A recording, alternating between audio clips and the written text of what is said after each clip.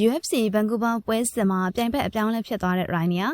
One Championship ရဲ့ Champion ဟောင်းတူဖြစ်တဲ့ Rainier က UFC မှာတော့ Middleweight Championship ကပတ်ရယူဖို့အတွက်တလန်အကောင်းဆုံး80နေတယ်လို့ပြောရမှာပါရှင်။ UFC on ABC မှာတော့ Champion ဟောင်း White Taker ကိုနိုင်ခဲ့ပြီးတဲ့နောက်မှာ Rainier နဲ့ပတ်သက်ပြီးတော့ပြည်သူတွေအမြင်ကလည်းပြောင်းလဲလာခဲ့တယ်လို့ပြောရမှာပါ။အရင်ကတော့ One Championship ရဲ့နန်းကျပင်တစ်ပါးဖြစ်တဲ့ Rainier အနေနဲ့ UFC မှာတော့အခုလိုအောင်မြင်မှုတွေရလာလိမ့်မယ်လို့ဘယ်သူမှတော့မထင်မှတ်ခဲ့ကြပါဘူး။ဒါပေမဲ့ Rainier က၄ပွဲဆက်အနိုင်ရပြီးနောက်မှာတော့ UFC ရဲ့ Championship ကပတ်ကိုမျှော်မှန်းနိုင်သူတူအဖြစ်ရောက်ရှိလာခဲ့တာဖြစ်ပါတယ်။အခုဆိုရင်လည်း Rainier က Middleweight တန်းရဲ့အဆင့်သတ်မှတ်ချက်မှာတော့၄နေရာမှာရှိနေတာဖြစ်ပြီးမကြခင် Champion ကပတ်စိန်ခေါ်နိုင်သူတူအဖြစ်လည်းတွေ့မြင်ရတော့မှာဖြစ်ပါတယ်။ Rainier က UFC မှာတော့၅ပွဲမြောက်ပွဲစဉ်အဖြစ်လာမယ့်အောက်တိုဘာလမှာကျင်းပမယ့် UFC Fight Night ပွဲစဉ်262မှာတော့ American Fighter Hernandez နဲ့ထိုးသက်ဖို့အတွက်ပြင်ဆင်ထားတာဖြစ်ပါတယ်။ကနေဒါနိုင်ငံဘန်ကူးဘားမှာကျင်းပမယ့်ဒီပွဲစဉ်မှာတော့ Rainier ရဲ့ပွဲစဉ်ကအဓိကအကောင်ပွဲဖြစ်ပါတယ်ရှင်။ဒါပေမဲ့အခုတော့ Rainier နဲ့ထိုးသက်မဲ့ American Fighter Hernandez ကဒဏ်ရာကြောင့်ပွဲကနေနှုတ်ထွက်သွားခဲ့ပါပြီ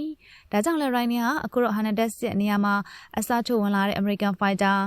Corey Allen နဲ့ထိုးသက်သွားရတော့မှာဖြစ်ပါတယ်။ရေကင်ကတော့ Rainier ကနဲ့ထိုးသက်မဲ့ Hernandez က Middleweight တန်းအဆင့်သတ်မှတ်ချက်မှာတော့အဆင့်6နေရာမှာရှိတဲ့အဆင့်ကွာခြားချက်သိပ်မများတဲ့ Fighter တွေလို့ပြောရမှာပါ။ဒါပေမဲ့အခုတော့အစားထိုးဝင်လာတဲ့ Corey Allen ကတော့ Middleweight တန်းအဆင့်သတ်မှတ်ချက်မှာအဆင့်7နေရာမှာရှိနေတာဖြစ်ပါတယ်။ Corey Allen က UFC မှာတော့2019ခုနှစ်ကတည်းကစတင်ထိုးသက်နေခဲ့တာဖြစ်ပြီး18ပွဲထိုးသက်ထားပြီးတော့4ပွဲရှုံးနေထားတာဖြစ်ပါတယ်။သူက UFC Fight Night ပွဲစဉ်252မှာဆိုရင်လည်း Rainier နဲ့ထိုးသက်ဖို့ရှိခဲ့တဲ့ Hernandez ကိုတိုင်အဆုံးအဖြတ်နဲ့ရှုံးနေထားခဲ့တာဖြစ်ပါတယ်ရှင်။ဒါပေမဲ့နောက်ဆုံးထိုးသက်ထားခဲ့တဲ့ UFC ပွဲစဉ်318မှာတော့ Italy Fighter Victory ကိုအနိုင်ထိုးသက်ထားခဲ့တာဖြစ်ပါတယ်ရှင်။အဆုံးထိကြည့်ပေးတဲ့အတွက်အားလုံးကိုကျေးဇူးတင်ပါတယ်။